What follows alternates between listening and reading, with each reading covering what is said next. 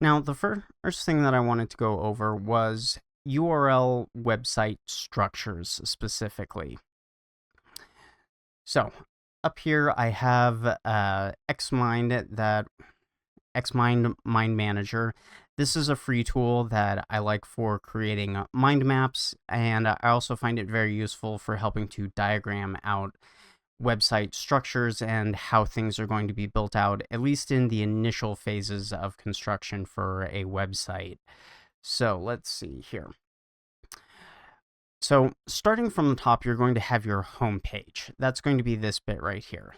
This is, if you're not familiar, www.yourffl.com. That's going to be your home page URL. That's going to be the top level page of your website. Anything under that is going to be sub pages. So a proper URL structure should look something like this, ideally. Just make sure I'm capturing. Yes, okay. So let's say we have, it would be www.yourffl.com / let's just say pistols. And then we would have / rifles. And then we might have / shotguns. Now, let's use pistols as an example. Under that, I mean, we could break it down into a few different ways, but, we could do something like a manufacturer breakdown. So we could do like Glock. And then we could do Colt. Oops. And then we could do like / Ruger. Just to give you a couple of examples. So we would have your primary homepage. Then you would have a sub page that would be, pistols. And then you would have on this sub page, your major popular brands. What are you selling the most of would be up at the top. And then from there, you could have something like, an alphabetized list, or you could have it arranged slightly differently depending on what your particular product offerings are, but your URL structure should look something like this. So this page right here should look something like www.yourffl.com / pistols. And then this right here for Glock in particular should look something like this. And this allows a search engine like Google to have an easier time understanding what's going to be on that particular page. Because, our next drill down would be like Glock G17, right? So our URL structure should look something like, you know what? I kind of messed that up because URLs don't like spaces. There we go. So you should have something like yourffl.com / pistols / Glock / Glock G17. And then that would be the individual product page where your listing for the Glock 17 lives with all of its product descriptions and everything. But this allows a search engine to be able to understand that your website has all of these different things, and then in pistols, and specifically from the brand Glock, you have the G17 listed for sale. Now, there's more that we can go into with this particular topic in terms of, like 301 redirects, if you're trying to take an existing website and restructure it. That's its own whole kettle of fish. But if you're building a website from scratch, this is kind of how you should be thinking about structuring your website.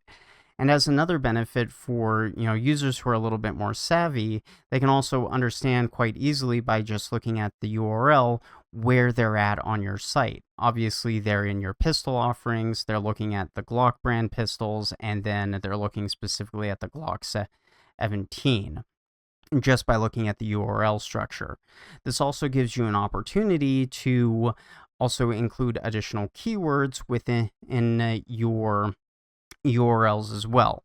So if you're not familiar, a keyword is something that you would be searching for in a search engine like Google, or even on a social media platform like YouTube or Facebook or Twitter, that kind of thing. But with a URL structure like this, you can include keywords pistols, Glock, Glock G17, that kind of thing as part of this URL structure. Then then we can do something a little bit similar for something like your ammunition. So for ammo, we could break it down like this. We could do rifle ammo, and then we could do pistol ammo. And then we could do shotgun shells.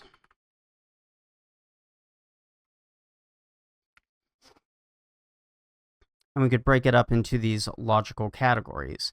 Now, of course, there's going to be a lot of like whataboutisms, like, if we put, say we put 223 under rifle ammo. Well, obviously there are 223 pistols, and what if we put 9mm under, pistol? Well, there are 9mm rifles too. So what do we do? This is the kind of thing where we want to be talking about what's the most commonly accepted categorization. Yes, obviously there are going to be exceptions, but for something like this, what's the most logical and common structuring? We don't want to create a structuring where, we put 223 under pistol ammo and 9mm under rifle ammo, because this is going to be confusing to search engines and users as well. Because search engines generally are going to be looking for, consensus of information. They're going to be they're going to be looking at your website and saying, well, most people are saying that, 223 ammo is rifle ammo and 9mm is pistol ammo.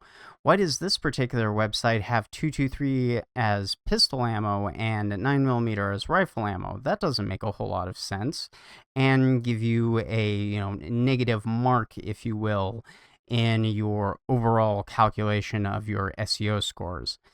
Obviously, this isn't the end-all be-all, but making sure that the way that you're structuring your actual product offerings to make sense even to a layperson is important, to make sure that you're not accidentally creating a situation where you have this kind of like silent penalty because you're, for lack of a better term, not going with the crowd in the way that your product offerings are being structured. But this kind of gives you an idea of how you want to structure your website and put everything together for your various product offerings. If you'd like, I can go into a little bit more detail, and if you have any like specific questions, ask them about URL structures and how it relates to SEO for FFLs. Let me know in the comments section below.